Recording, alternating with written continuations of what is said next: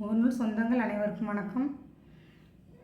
முகநூல் நண்பர் ஒருவர் என்கிட்ட போன வாரம் ஒரு கேள்வி கேட்டிருந்தார். என்ன கேள்வின்னு கேட்டிங்கன்னா, எனக்கு ஒருத்தர் சாபம் கொடுத்துட்டாரு, எனக்கு பயமாக இருக்குது, அந்த சாபம் பழிச்சிடுமோன்னு பயப்படுறேன்னு சொன்னார்.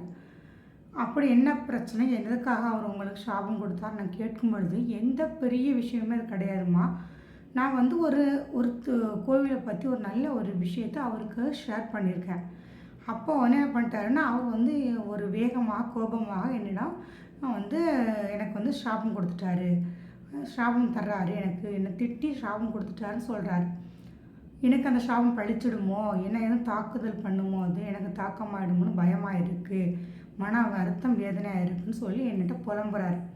அப்போ சொன்னேன்னா, பயப்படாதீங்க, இந்த சாபம் எல்லாம் உங்களை தாக்காது, பழிக்காது. அது அதாவது ஒரு கோபத்தில், ஒரு வேகத்தில், ஒரு ஆத்திரத்தில் வர்ற வார்த்தைகளுக்கு ஒரு பலன் கிடையாது. வருகின்ற சாபங்கள் யாரையும் தாக்க பண்ணாது.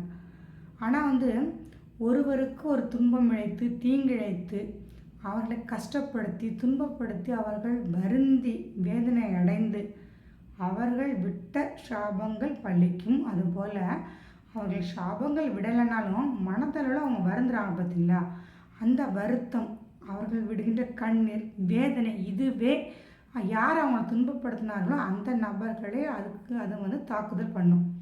இவரோட வேதனை, கஷ்டங்கள், வருத்தங்கள்லாம் அவங்கள போய் எதிர்த்தாக்குதல் கண்டிப்பாக பண்ணும். அதே மாதிரி சாபம் ஒருத்தவங்க கொடுக்குறாங்கல்ல, அந்த சாபம் என்ன பண்ணுனாக்கா, தெரிஞ்ச ஒருத்தவங்க சாபம் கொடுக்குறாங்க, கோபத்தில் இல்லை, இன்னும் சாதாரணமாக ஒரு சாபம் தர்றாங்கன்னா, அந்த சாபம் சம்மந்தப்பட்டவர்களுக்கு நேரம் காலம் சரியில்லாத காலத்தில், அவங்களுக்கு பிரச்சனைக்குரிய காலத்தில் அவங்கள போய் தாக்குதல் பண்ணி, அவர்கள் அதிலேருந்து கழிந்து போன பிறகு, அவர்களுக்கு கழிவிடை ஆன பிறகு அந்த காலகட்டங்கள், அந்த சாபம் யார் சாபம் தந்தாரோ அவரையே திருப்பி தாக்க ஆரம்பிச்சிடும். அம்பு மாதிரி திருப்பி இவர்களையே தாக்க ஆரம்பித்து விடும். அதனால் எப்போதுமே யாருக்கும் எந்த சாபமும் தர வேண்டாம்.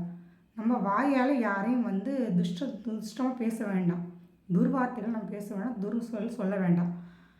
நம்ம மனசுக்குள்ளே வேதனை, வருத்தம் அடைஞ்சாலே நம்மளை வேதனைப்படுத்தி வருத்தப்படுத்தி பார்த்தவங்களுக்கான பலாபலங்கள் கண்டிப்பாக கிடைத்தே தீரும். இதுவே இறைவனின் நியதி அப்படின்னு சொல்லி நான் இந்த காணொலியை முடிச்சுக்கிறேன். வேறு ஏதாவது உங்களுக்கு சந்தேகங்கள் ஜோதிட சம்பந்தமாக, ஆன்மீக சம்பந்தமாக இருந்தால் முகநூலில் இந்த காணொலிக்கு கீழ் பதிவிடுங்கள். கண்டிப்பாக உங்களுக்கு நான் பதிலளிக்கிறேன். நன்றி, வணக்கம்.